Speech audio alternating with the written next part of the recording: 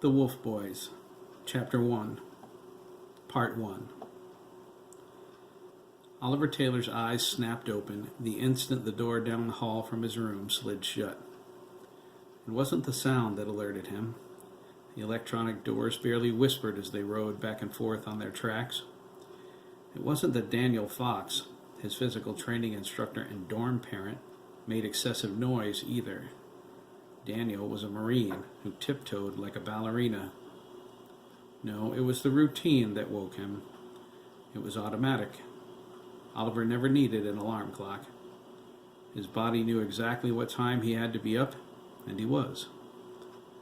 In the hall, Daniel cleared his throat. It was 5 a.m., December 21st, a frigid morning in the Colorado Rocky Mountains, and time for him to motivate his charges. Oliver smiled and sat up in his bed. He was sure Daniel never intended his military career to take him where he was now, the caregiver for 7 diseased boys, but he never complained. He followed orders and trained the boys to do the same. He found purpose in molding young minds.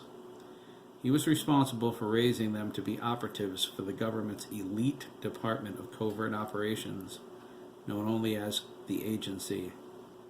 If they lived to 18, the minimum age for induction. For Oliver and his pack brothers, there were no guarantees that they would. Daniel was the closest thing they ever had to a parent.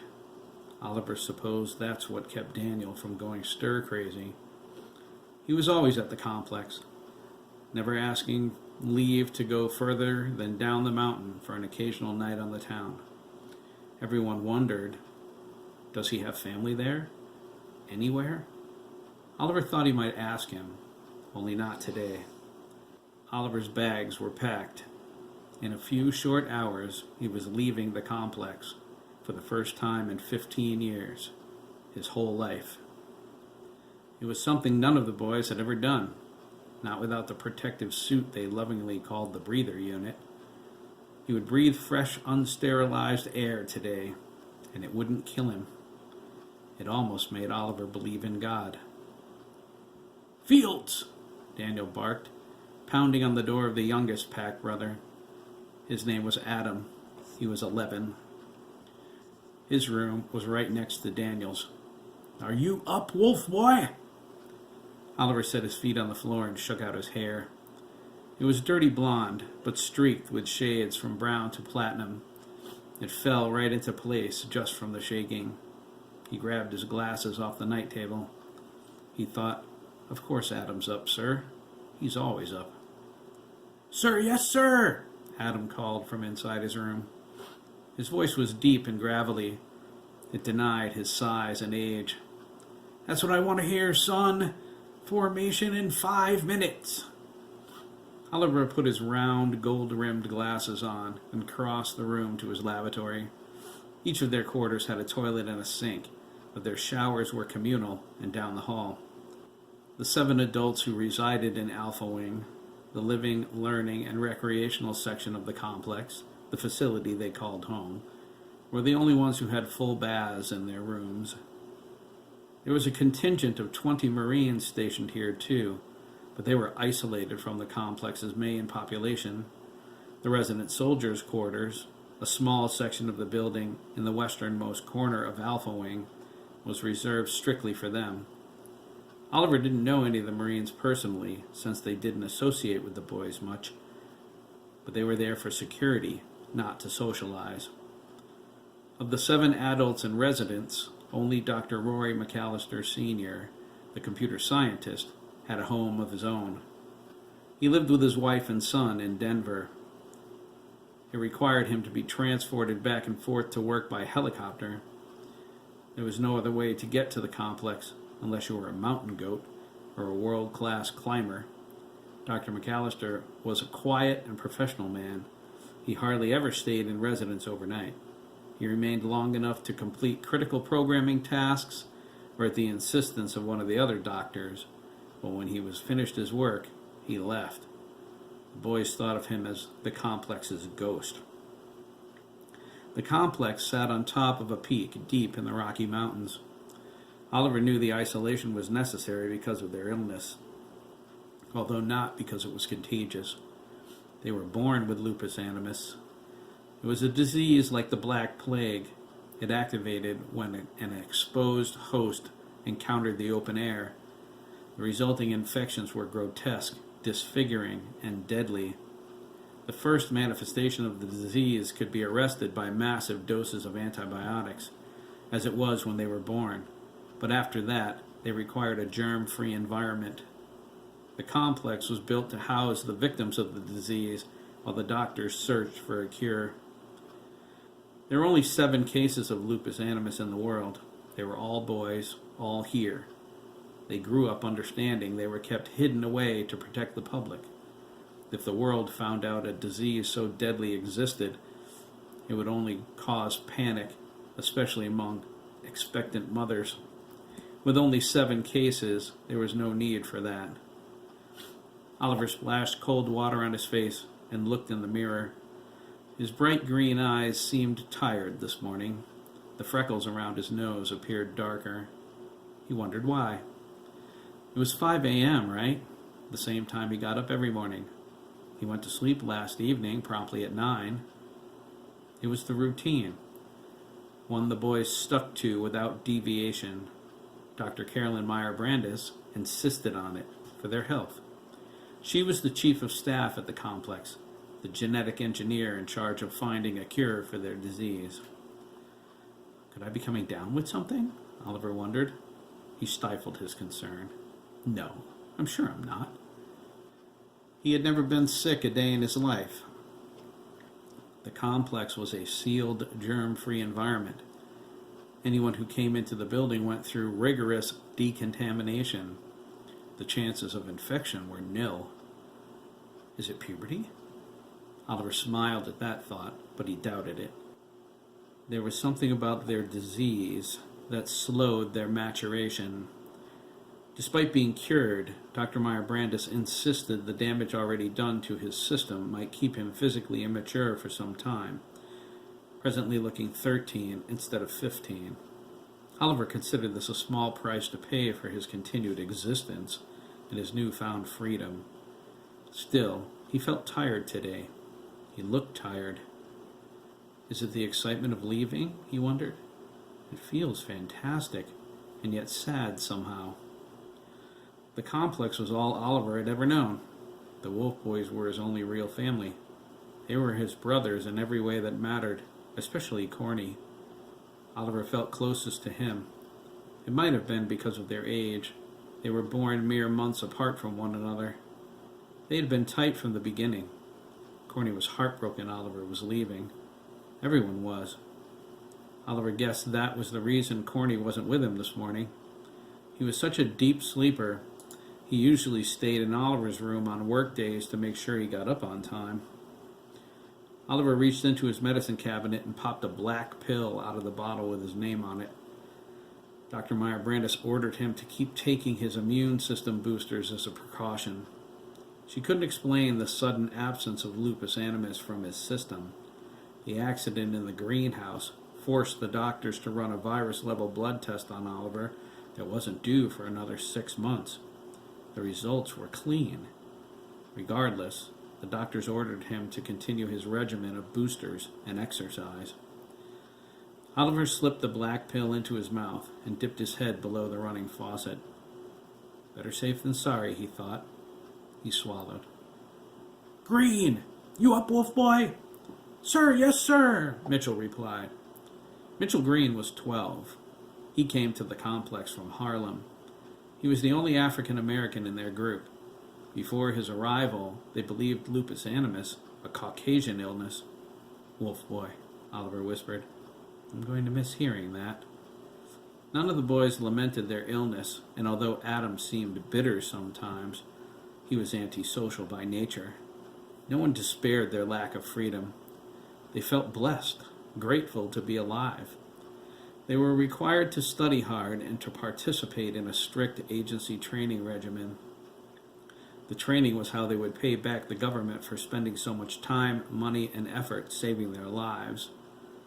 Oliver welcomed his agency service as soon as he was old enough. He loved America for everything she had done for him. He would do anything she asked in return. Oliver was the one who nicknamed them the Wolf Boys. It came from the name of their disease, lupus animus, which was Latin for wolf's soul. Oliver was also the first of the boys to attain an actual agency security clearance, level 1. He earned the position of pack leader to his pack brothers. It was a rank created for him by Dr. Helen R. Wainwright, the resident psychiatrist. She was assigned to help his brothers with their training and assist Daniel in maintaining the standard operating procedures of the complex's daily living environment. Oliver was proud and thankful. He always was. They all were. "Excellent, Mr. Green," Daniel said. "Bailey and Pascarella?" "Sir, yes, sir," Edison and Dana called out in unison. They were the only boys, officially anyway, who shared a room. They were 13. "Music to my ears. Pearson?" "Sir, yes, sir," Kelly replied. He was 14. "McCall?" Conroy, that was, who the boys nicknamed Corny. Oliver listened, straining to hear any sign Corny was up. The muffled sound of snoring came through the wall they shared. He frowned. Why didn't Corny come in here last night? Does he want extra duty? Is he still angry with me for leaving? Is that why he stayed in his room? It was the first in recent memory. They were both 15, but Corny was more dependent than Oliver. What was he going to do now that Oliver was leaving? There was something else to consider. Corny had his level 1 clearance now, too. The responsibilities of pack leader would fall on his shoulders next. Can he handle it? Oliver thought. He wasn't sure, but he had done his best to prepare his pack brother. It was up to Corny to run with it. From the look of things, he wasn't off to the best start. "McCall!" Daniel roared. He hammered on Corny's door. "Get out of that bed, wolf boy!" A small voice replied, "Yes, sir, I'm up." Oliver cringed. Corny sounds so lost.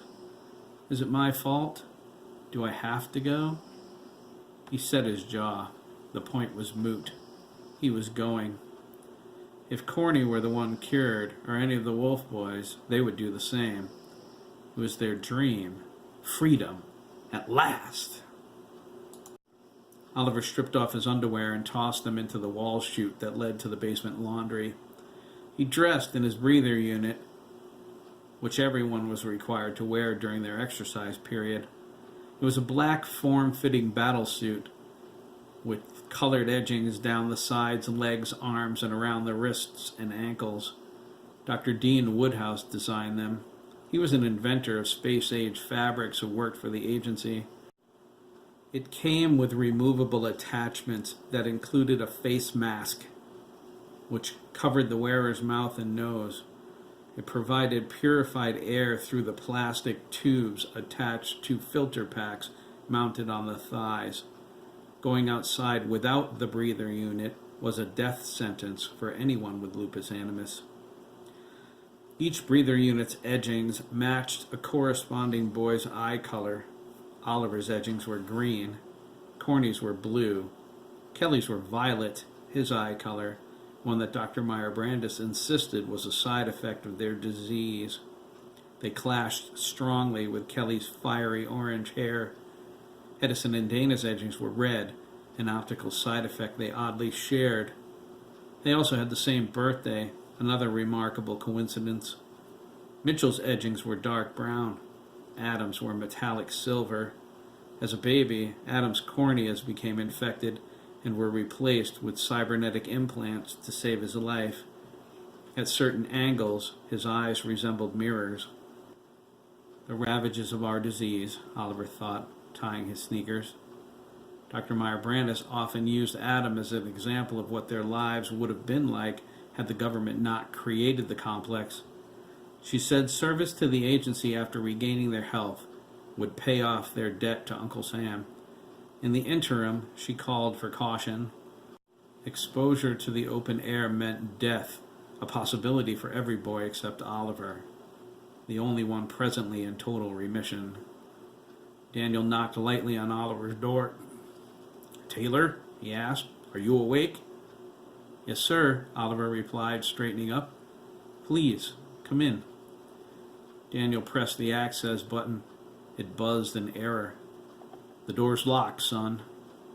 "It is?" Oliver thought. "That's odd. I never lock my door."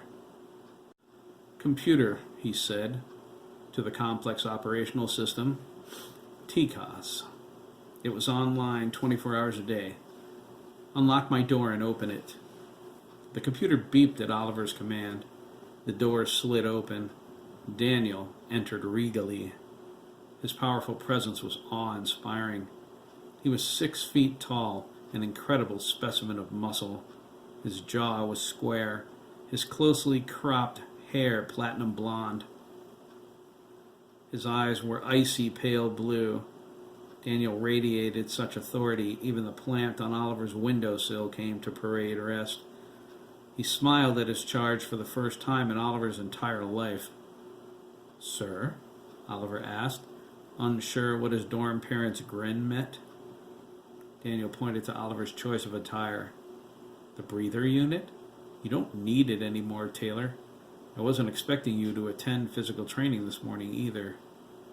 Dr. Meyer-Brandis said, "I still have to exercise," he said, looking away. "Besides, I thought it would be best, sir." "Uh-huh," Daniel said. "For McCall, right? Taylor, you need to stop nursemaiding him. He didn't stay in here last night?" "No, sir," Oliver replied, sitting on the edge of his bed, his hands between his knees. Daniel sat next to him. "That's a first." After a moment of silent reflection, he asked, "So today's the big day?" He cleared his throat, self-consciously. "I'll miss you, Taylor. You're a good soldier." Oliver was surprised. "Thank you, sir." Daniel said, "You've earned my respect. I don't think I'm going to go easy on you this morning because it's your last day. You've decided to join us, and that's fine, but I promise you it'll be an exercise session to remember." Oliver was sure it would be. Not that Daniel ever pulled any punches anyway. The routine was an hour of calisthenics, followed by a 5-mile run through the mountains. After that, they had self-defense with Chen Lin, their kung fu instructor, showers, breakfast, and then it was off to their first class. Sunday was the only day of the week they didn't have anything scheduled. Oliver usually read. He could read 7 novels in a sitting. He enjoyed it. Reading was the only way for him to see the outside world, other than through the windows. Oliver could read a lot more if he were reading strictly for knowledge. He took his time when he read for pleasure, savoring the images. He remembered every word on every page, too. All of the Wolf Boys did. Dr. Meyer-Brandis attributed their photographic memories to the lack of outside distractions other kids were inundated with, such as music and television. She banned those activities at the complex. She said they polluted young minds all over the world, especially the music. Rock music especially was a point of contention, as was gangster rap. "It's all noise," she insisted. "Death, murder, and sex. Why anyone would want to listen to that trash is totally beyond me." Daniel rose to leave, but paused at the door. He turned his head slightly back. "Can I ask you something, Taylor?" "Anything, sir." "Your choice of a guardian. You had 17 different environments to choose from?" "Yes, sir," Oliver replied. "All agency personnel." Daniel turned entirely around, concerned. "Why did you choose Danziger?" he asked curiously. "He's a rookie." "Do you think so, sir?" Oliver asked. "I trust your judgment, Taylor," Daniel said. "Don't worry about that. Lord knows you can defend yourself if anything goes wrong." "I wish Dr. Wainwright thought the same way," Oliver said. "She's been opposed to my choice from the beginning." "Forget that stupid head shrinker," Daniel snapped. "The choice was yours. You've earned your clearance. It's higher than mine, for Christ's sake." Oliver smiled. Dr. Meyer-Brandis said the same thing. She's right, Daniel said. His brow furrowed, and he asked, "It's not just the truck, is it? Remember, Danziger's a field agent, Taylor. They could terminate the arrangement at a moment's notice if he's needed somewhere else. That isn't much family life experience. Know what I mean? What then?" Oliver shrugged. "I'll come back here, sir, and choose again. It's only a trial period anyway, but it will afford me the opportunity to..." His words trailed off into silence. Daniel pointed to the one decoration on Oliver's wall. It was a huge map of the United States. "You'll get to see her, huh?" "Yes, sir. I never thought..." He paused, swallowed hard, and continued, "I never thought I would. No disease is forever, Taylor." "It's just overwhelming," Oliver said. "Plus, I feel so guilty." "Guilty? For what? For getting well? That's McCall talking. We promised we'd leave together." "Nuts," Daniel barked. He paused, took a deep breath, and counted to 5. "Taylor, there's no reason to feel guilty. Were situations reversed, would you want McCall to stay?" "Certainly not." "Well then?" Oliver didn't have an answer. Despite the reality, he still felt guilty. Corny was dependent on him, and Oliver knew it. Part of him needed that dependence. He encouraged it in Corny and the other boys. They looked up to him, except for Adam. He was fiercely independent. He didn't need anyone. Oliver guessed it was because he was the youngest. Kelly, on the other hand, came to him often, but for different reasons than Corny. It usually had something to do with girls and how thinking about them made him feel weird inside. Kelly shared with Oliver what he didn't dare share with Dr. Wainwright. He didn't trust her. He often said she didn't smell right in some way. Oliver was the pack leader and confidant for all the Wolf Boys. He knew more about his pack brothers than Dr. Wainwright would learn in a century. Oliver kept their secrets too, like Edison's bedwetting or Corny's nightmares. Vivid dreams of doctors in surgical masks. They were always torturing him, slowly dissecting him without anesthesia and forcing him to watch. Many nights Corny started on Oliver's floor, only for Oliver to wake up and find them sharing a bed. Sometimes, the most frightening times for Oliver, Corny would wake up screaming. He cried then. Oliver would hold him, protecting him from whatever horrible image had invaded his dreams. Oliver knew Dr. Wainwright was watching them through the security camera hanging by the door at those times, but he didn't care. She would bring it up in group therapy in her patronizingly intrusive way to try and embarrass them. She didn't approve of Corny's going into Oliver's room, but it didn't matter. Dr. Meyer-Brandis was the authority, and with Daniel's agreement, they would tell her to mind her own business. Who would hold Corny now, though? Oliver thought. He lowered his eyes. Guilt. Mountains of guilt. Acres of bloody, screaming guilt. Perhaps he could encourage Corny to seek out Dana before he left. Dana was a content loner, but adept in their training and schooling. He was different from his pack brother somehow, the quiet wolf boy, the one everybody often overlooked. Dana was like Oliver, laid back and logical, unlike Corny, who was exceedingly over-emotional. Only when he curled up next to Oliver in sleep did he ever seem to relax. Yes, Oliver decided, Dana's a good choice, if Corny agrees. But what about Edison? He's hyperactivity and motion, and they share a room. Let's go, Taylor, Daniel ordered, snapping him out of his faraway gaze. We're on the grass this morning. The greenhouse, sir? Oliver asked, a sly grin forming on his lips. Not the gymnasium? The Wolf Boys loved being in the greenhouse. Daniel said nothing. He strutted out of the room. Oliver followed, the door sliding shut behind him.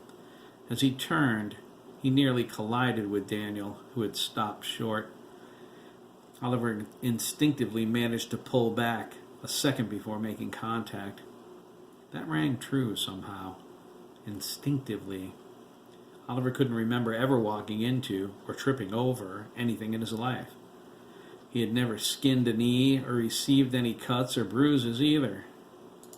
None of the boys had, upon reflection. Their coordination was as perfect as their memories. Is that odd? Oliver thought. He didn't think so. They were, after all, educated and trained with a severity no ordinary child ever was.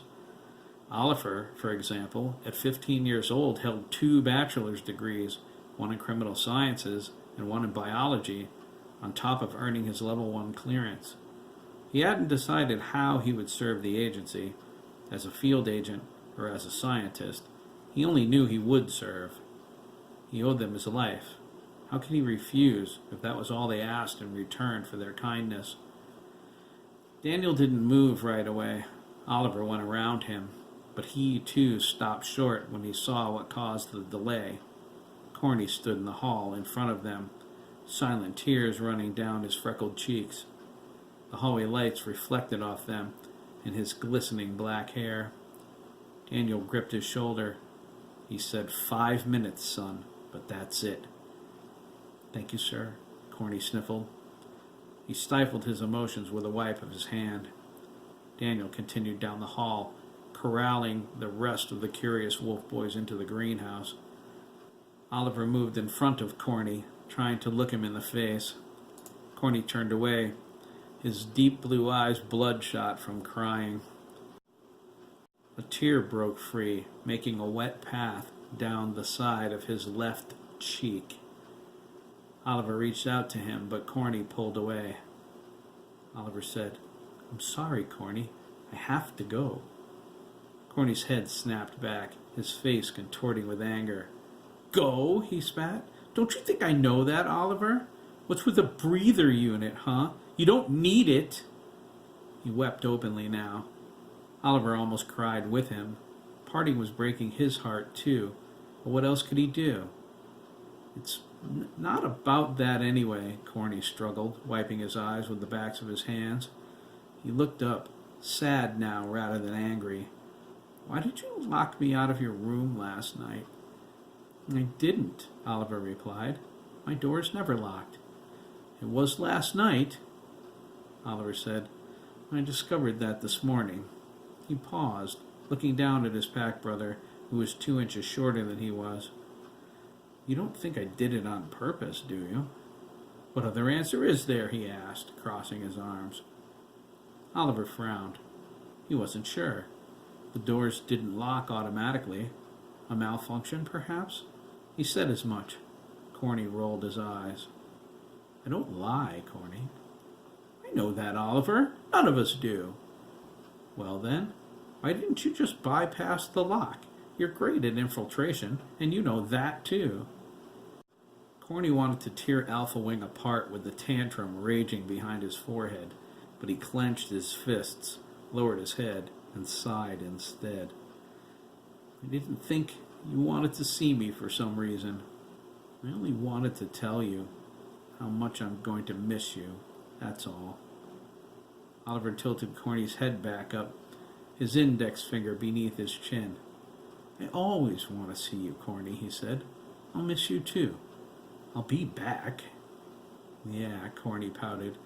In 6 weeks. 6 weeks was the trial period Oliver was allotted to spend with Agent Jacob Danziger, the person he chose to be his guardian during his time outside the complex. The trial period was Dr. Wainwright's idea. Oliver thought she was punishing him for not selecting one of the family atmospheres she recommended. If he could hate someone, which he couldn't, Dr. Wainwright would be top on his list of people to hate first. Oliver put his arm around Corny's shoulders. They leaned into each other as they made their way down the hallway toward the greenhouse. There wasn't anything else to say right now. They knew how they felt about one another. They were pack brothers. That unbreakable bond was all that mattered.